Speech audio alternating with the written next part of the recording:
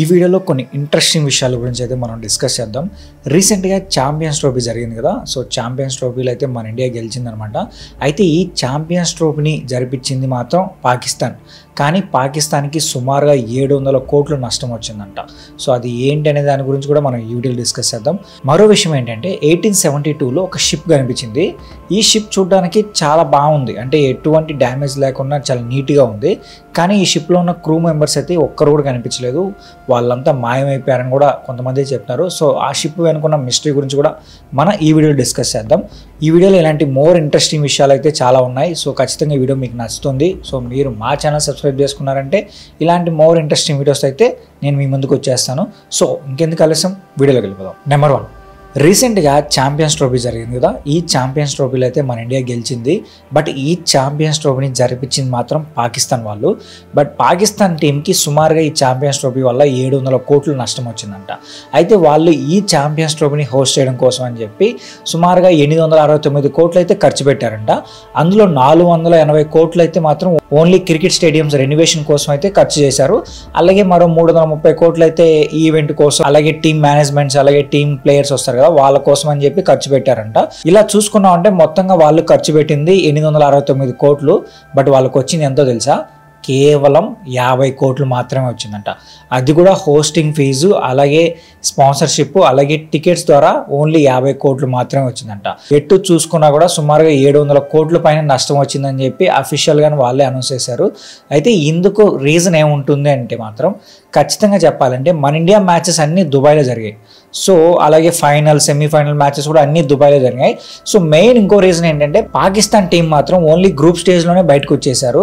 So ఆ తర్వాత నుంచి వేరే టీం మ్యాచెస్ పాకిస్తాన్లో జరిగినా కూడా పెద్దగా ఎవరు చూడలేదన్నమాట. If in case Pakistan team కానీ ఆడితే మాత్రం ఎవరు చూస్తారు, పక్కన వాళ్ళు ఆడితే ఎవరు చూస్తారు చెప్పు, ఎవరు చూడలేదు. అలాగే ఇంకా ఫైనల్ మ్యాచ్, అలాగే సెమీఫైనల్ మ్యాచ్ అన్ని దుబాయ్లో జరిగాయి. ఇదొక రీజన్ కూడా అయ్యుండొచ్చు అని చెప్పి చాలా మంది అయితే చెప్తున్నారు. ఇది మాత్రం పాకిస్తాన్ టీంకి చాలా అంటే చాలా పెద్ద దెబ్బ అని చెప్పాలి. సో అటు వాళ్ళు కప్పు కొట్టలేకపోయారు, ఇట 700 కోట్ల పైన నష్టం కూడా వచ్చింది. చెప్పాలంటే వాళ్ళు 29 సంవత్సరాల తర్వాత ఐసీసీ ఈవెంట్ని అయితే హోస్ట్ చేశారనమాట. అప్పుడు ఎప్పుడో 29 సంవత్సరాల క్రితం ఒకసారి అయితే హోస్ట్ చేశారు. బట్ ఆ తర్వాత మళ్ళీ ఎప్పుడు చేయలేదు. సో రీసెంట్గా ఛాంపియన్స్ ట్రోఫీ అయితే హోస్ట్ చేశారు. కానీ ఇది కూడా చాలా అంటే చాలా నష్టం అయితే మిగిల్చింది వాళ్ళకి.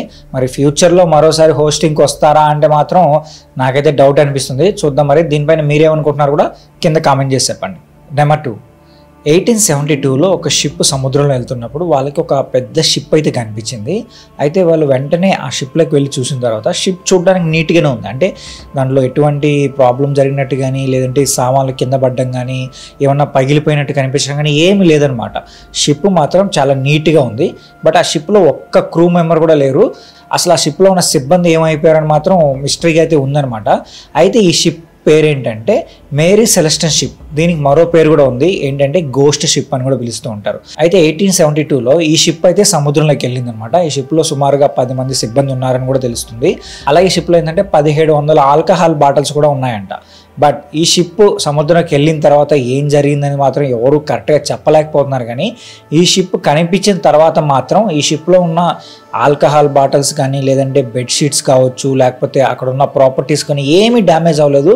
షిప్ మాత్రం చాలా నీట్గా ఉంది. ఆ షిప్ ఎలా వెళ్ళిందో అలానే ఉందన్నమాట. బట్ ఈ షిప్లో ఉన్న సిబ్బంది ఏమైపోయారని మాత్రం ఇప్పటికీ మిస్టరీగానే ఉంది. సో చాలామంది ఏం చెప్తున్నారంటే మేబీ వాళ్ళు ఏమన్నా భయపడి, లేదంటే ఏదన్నా చూసి భయపడి వెళ్ళిపోయారా అని క్వశ్చన్ కూడా వేశారనమాట. కానీ ఈ షిప్లో మిస్ అయింది ఏంటంటే ఒక చిన్న బోట్ మాత్రమే మిస్ అయింది. బట్ అంత చిన్న బోట్లో 10 మంది వెళ్ళడం అనేది కొంచెం అసాధ్యమని చెప్తున్నారనమాట. మరి ఇంకా అంతమంది సిబ్బంది ఎక్కడికి వెళ్ళారు అనే ఒక క్వశ్చన్ అయితే రైజ్ అవుతుంది. సో కొంతమంది ఏమంటారంటే ఏదైనా సీ మోన్స్టర్ వచ్చి వాళ్ళని చంపేసిందని కొంతమంది చెప్తున్నారు, లేదంటే ఏలియన్స్ వల్ల జరిగి ఉండొచ్చు అని కూడా కొంతమంది చెప్తున్నారు. సో మరో న్యూస్ ఏంటంటే అప్పట్లో పైరేట్స్ ఎక్కువ ఉన్నారు కదా. సో పైరేట్స్ వచ్చి వాళ్ళని ఏమైనా అటాక్ చేసి ఉంటారని కూడా కొన్ని న్యూస్ అయితే వచ్చింది. బట్ ఒకవేళ పైరేట్స్ వచ్చారంటే అక్కడ ఏదో ఒకటి గొడవ అయితే జరుగుతుంది కదా. బట్ గొడవ జరిగిన ఆనవాళ్ళు కూడా ఏం లేవు. అలాగే పైరేట్స్ కూడా ఏమీ తీసుకెళ్లేదు. ఆ షిప్లో ఏమున్నాయో అవి అట్లే ఉన్నాయన్నమాట. మరి ఇంక జనాలు వాళ్ళు ఎక్కడికి వెళ్ళారనేది బిగ్గెస్ట్ క్వశ్చన్గా మారింది. సో ఈ షిప్ పైన చాలా మంది చాలా థియరీస్ అయితే చెప్తున్నారు, కానీ ఏది కరెక్ట్గా అయితే లేదనమాట. ఆ తర్వాత ఏం చేశారంటే ఆ షిప్ని కావాలని చెప్పి సముద్రంలో ముంచేశారనమాట. ఎందుకంటే ఈ షిప్ పైన కొన్ని నెగిటివ్ థాట్స్ అయితే వచ్చేసాయి. అందరూ ఏం ఫీల్ అయ్యారంటే ఇది గోస్ట్ షిప్, దీంట్లో ట్రావెల్ చేయకపోవడమే మంచిదని చెప్పి చాలా మంది చెప్పడం వల్ల ఇంకా ఎందుకు ఈ షిప్కి ఇంత బ్యాడ్ నేమ్ ఉంది అని చెప్పి సో దాన్ని అయితే సముద్రంలో ముంచేశారనమాట. సో ఇప్పటికీ ఈ షిప్ పైన కొన్ని ఆర్టికల్స్ కానీ కొన్ని మూవీ సీన్స్ కూడా వస్తూనే ఉంటాయి. అయితే ఈ షిప్ గురించి మీరేమనుకుంటున్నారు కూడా కింద కామెంట్ చేసి చెప్పండి. నెంబర్ 3, 1587లో ఇంగ్లాండ్ నుంచి కొంతమంది అంటే 115 మంది అమెరికాలో ఉన్న రోనోక్ ద్వీపంలోకి అయితే వచ్చారు. వాళ్ళు అక్కడికి వచ్చిన తర్వాత వాళ్ళకంటూ ఒక సపరేట్గా ఒక కాలనీ అయితే ఏర్పాటు చేసుకున్నారు అనమాట.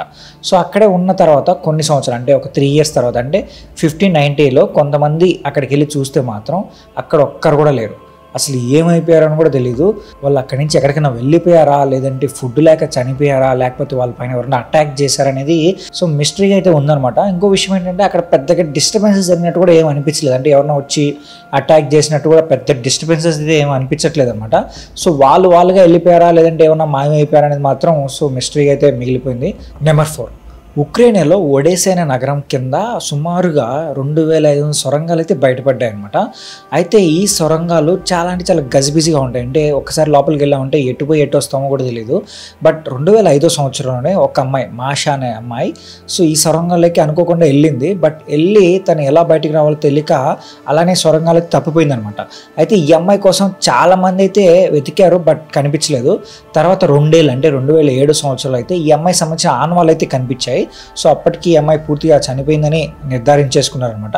బట్ ఇక్కడ మిస్టరీ ఏంటంటే ఈ అమ్మాయి నిజంగానే తప్పిపోయి చనిపోయిందా, లేదంటే ఈ అమ్మాయిని ఎవరన్నా చంపేశారా అనేది తెలియాల్సి ఉందన్నమాట. ఎందుకంటే ఈ సొరంగాల్లో సమ్ సూపర్ న్యాచురల్ థింగ్స్ జరుగుతూ ఉంటాయని చెప్పి ఆ చుట్టుపక్కల ఉన్న స్థానికులు అయితే చెప్తూ ఉంటారు. ఎందుకంటే ఈ సొరంగాల నుంచి డిఫరెంట్ సౌండ్స్ వినిపిస్తూ ఉంటాయి. అవి కూడా చాలా భయంకరంగా వినిపిస్తూ ఉంటాయంట.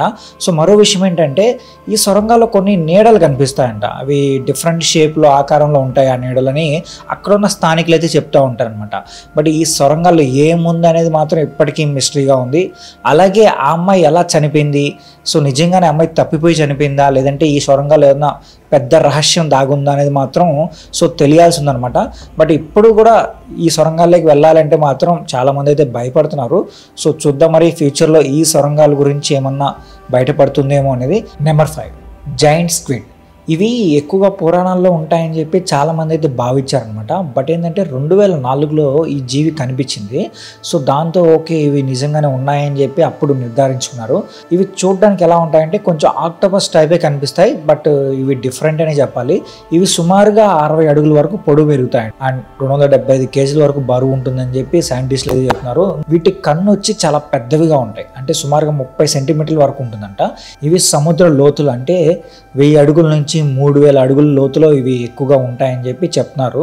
సో ఇవి ఎక్కువగా జపాన్, న్యూజిలాండ్, నార్వే ఆ సముద్ర ప్రాంతాల్లో మాత్రమే కనిపిస్తాయని చెప్పి సైంటిస్టులు అయితే చెప్తున్నారు అనమాట. ఫస్ట్ టైం ఇది 2004లో కనిపించింది. అలాగే రీసెంట్ టైమ్స్లో 2012లో కూడా ఒకసారి ఈ జీవి అయితే కనిపించిందని చెప్పి చెప్తున్నారనమాట.